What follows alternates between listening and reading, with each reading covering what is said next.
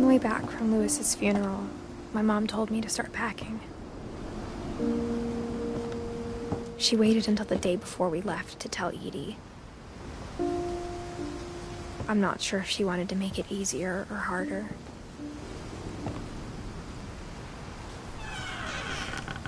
I wish we'd stayed. But I understand why we left.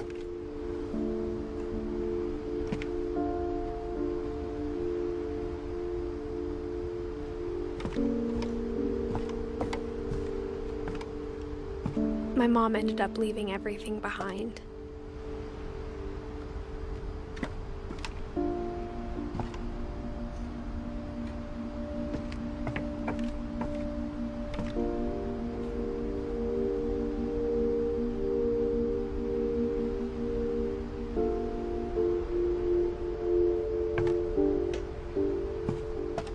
What happened that night had been coming for a long time.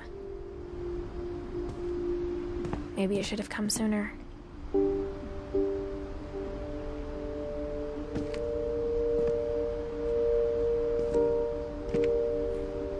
But it had to end one way or another. All that's left now is to tell you about that last night.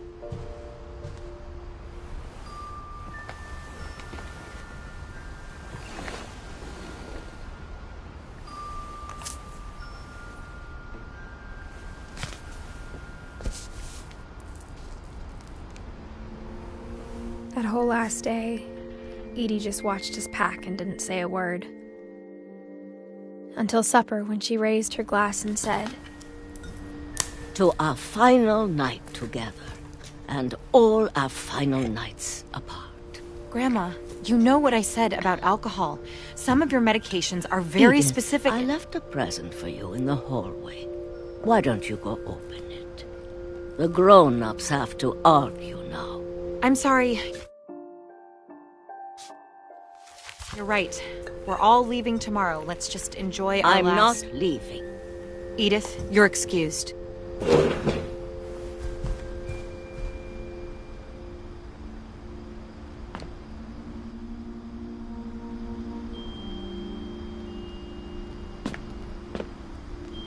The power had been shut off that morning, but Edie always had plenty of candles.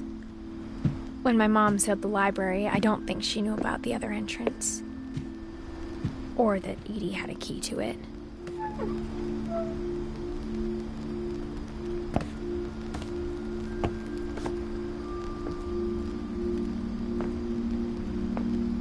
That thing you're afraid of isn't going to end when you leave the house. Edith has a right to know these stories. My children are dead because of your stories. I think it's best if Edith and I leave tonight. We'll have the nursing home send a van for you in the morning, okay?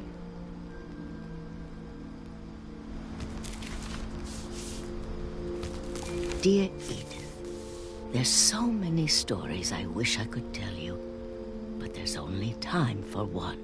This is about what happened on the night you were born.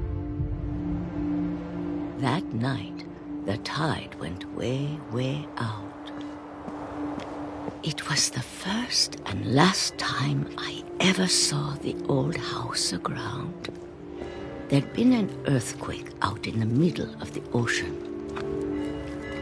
They called it the lowest tide in 1,000 years. God, it smelled awful. You know, I've seen that house every day of my life.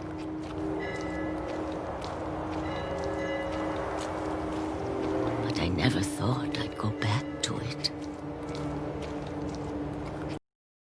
Fog rolled in. I lost my way.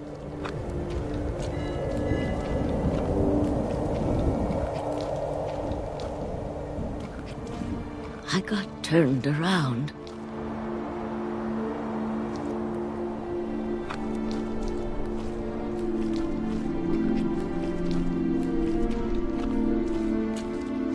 I started seeing things.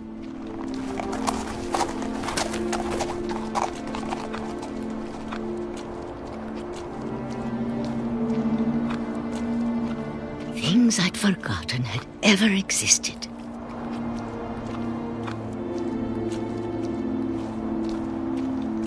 But when I saw them, they felt like old friends. That night, a lot of things came back to me. Or maybe I came back to them.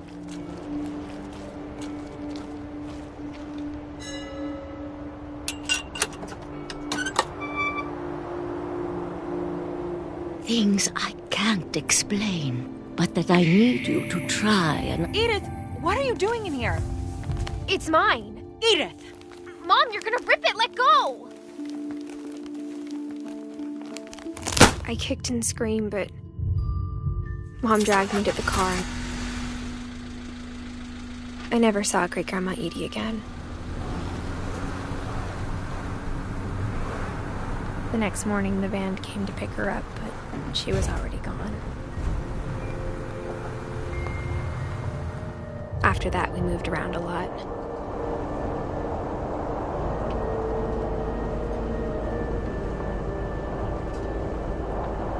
We both tried to make the best of it.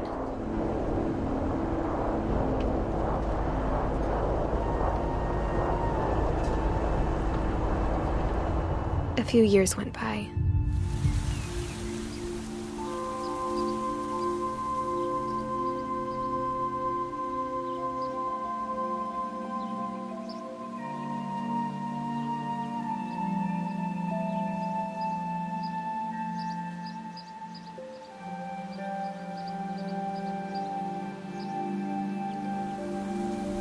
My mom didn't like to talk about it,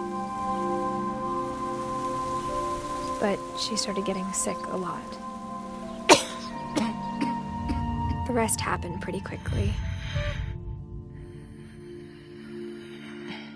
She got better for a while, and then she didn't. And then I was alone. The last Finch left alive.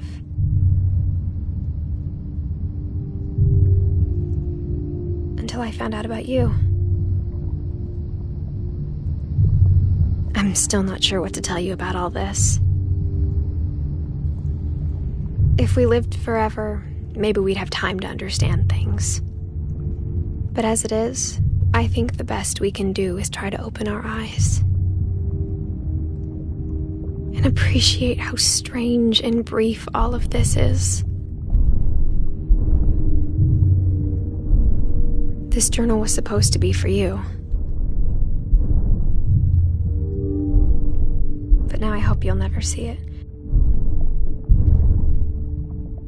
I just want to meet you and tell you all these stories myself. But I guess if you're reading this now, things didn't work out that way.